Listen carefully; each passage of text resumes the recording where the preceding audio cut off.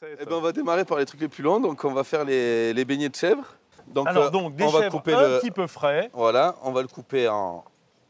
Là, on va le couper en 9. En 9. Voilà. Oui, Comme d'accord. ça fait des cubes. Okay. Voilà. Et après, on va faire ce qu'on appelle le panage à l'anglaise. Donc, le panage à l'anglaise, c'est farine, œuf, chapelure. On commence par la farine. D'accord. Donc, on le recouvre bien toutes les parties.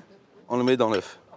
Et après, voilà, si on a des chèvres très crémeux, il va falloir faire le même procédé 2 fois pour faire une coque plus épaisse. Et peut-être pas les couper, on sera forcé de les laisser entiers. On peut le garder en entier et tout. Ouais. Après, pour la présentation et tout, c'est mieux que ce soit petit parce qu'on va monter sur du volume et voilà. Ça va faire comme des petites croquettes. Hein, voilà, c'est ça, des petites croquettes fondantes et un peu crémeux à l'intérieur parce qu'avec la chaleur, il va un peu devenir crémeux. Julien, chef. Donc là, on va faire torréfier les pignons pour qu'ils deviennent bien colorés. Donc là, ouais, c'est rapide et à la poêle, il faut bien être dessus, bien mélanger tout le temps pour pas qu'il brûle d'une face. Et si on s'occupait de notre betterave pendant ce temps-là? Ouais, donc là, on va attaquer plus les découpes avant de faire les montages. Donc là, on va prendre la betterave. Donc ça, c'est des betteraves cuites au chaudron. Ah donc c'est oui. des grosses, il y a des bonnes maisons qui font ça. Elles ont gardé leur peau, là? Ouais, là, il y a la peau. Après, on va la peler. Donc là, hop, on va couper un peu de pomme aussi. Alors, en fait, là, je prépare tous les petits éléments. d'accord, c'est ce qu'on appelle... Voilà, le plus dur du boulot, en fait, c'est le panage et après, c'est de la découpe. Une petite julienne. Donc ça, après là, on va avoir de la betterave crue. Donc ça, c'est une betterave jaune. Celle-là, on va la peler. Bon, après, c'est naturel et il y a toujours des petits... Ah, ben, peut avoir des petits pets, hein, c'est pas grave. C'est hein. comme ça, c'est la nature. Hein. Donc là, c'est une petite mandoline. Donc c'est pour couper la betterave. On la règle fine. Faire attention aux doigts. Et là, après, on taille des petites lamelles comme ça. Voilà, là, il y en aura assez. Donc on prépare tous les éléments. Comme ça, on va couper les framboises en 2. Ah, parce que les framboises, il faut les couper. Oui, parce qu'en fait, quand on la coupe, il ne faut pas trop appuyer. Je la trouve plus sexy, moi, de l'intérieur, en fait. Donc voilà, après, moi, j'ai mes éléments. Je vais couper la betterave. La betterave, je la coupe en 2 pour avoir un côté plat. Pour après, au dressage, pour faire mon carpaccio, pour que ça fasse un carré dans l'assiette. Donc je veux des angles droits. Donc je vais utiliser cette face-là. Donc là, je coupe comme ça. Donc ben là, on va disposer les betteraves dans l'assiette pour que ça fasse joli. Donc on commence par le haut. Ça va faire les bords du carré. C'est ça. Hop. Et après, on remplit l'intérieur. Comme ça, on a le carré. Maintenant, on va mettre les chèvres à cuire, en fait. Ah, nos petits croquettes, donc là. il faut une huile. Enfin, là, c'est une petite casserole avec de l'huile de tournesol. 175 degrés, 2-3 minutes.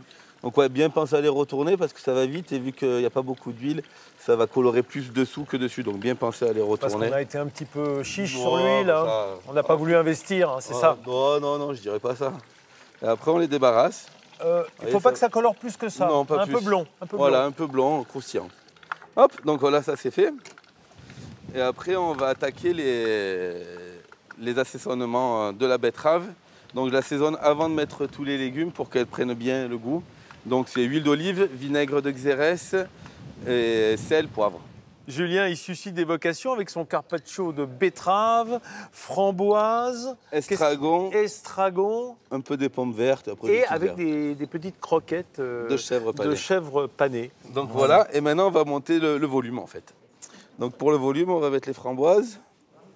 Ah d'accord. En fait, on se sert de notre betterave, notre carpaccio comme un fond de tarte un peu. C'est ça.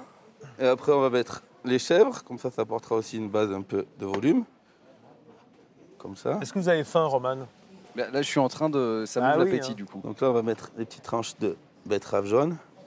Et après, on va mettre la pomme. On est vraiment devant un tableau vivant, là. Voilà. Et après, c'est les petites herbes. OK. Donc là, voilà, on en met des petites feuilles. Tout le problème est que ça reste dans l'assiette aujourd'hui. C'est ça, ouais. Et voilà, donc la première. Magnifique. Alors, par tradition, c'est notre invité. C'est donc Roman qui va goûter le plat de Julien. Je vous donne les couverts. Vous allez confier votre micro à Anne-Sophie, qui est un magnifique porte-micro. Hein, un pied de micro vraiment de grande classe. Entre autres. De grande classe. Faut que je mange le maximum de choses en même temps, non? Alors, après, tu peux pas prendre forcément. par-ci, par-là. Ça a été et tu vas assaisonné, avoir des je goûts pense différents. l'ensemble framboise, betterave et croquettes de chèvre. Alors, voilà. je vais prendre framboise, betterave, estragon, il faut faire surtout. Bah, c'est très bon. Ça me fait aimer la betterave. Voilà, c'est ce que j'allais dire. Bien que vous ne soyez pas fan de betterave, il faut bien le reconnaître. Non, c'est vraiment excellent.